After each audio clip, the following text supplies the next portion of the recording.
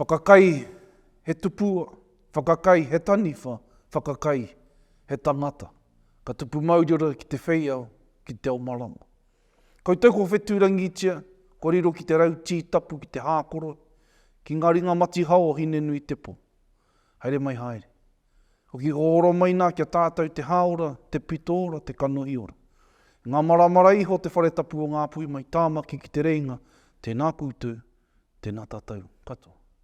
Tēnei te tere ngā tuarua o whakakai, e tūwhera kauana te mōwa i ruki, ke kuhu mai koe ki roto.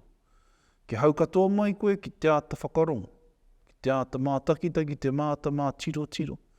Ki o tātou kaikorero i uru mai ki runga ki tō tātou whakakorero tēnei rā. Katahi a Taipari Munroe, a hone Wharemate, a Tatai Henare, a Aperahama Edwards.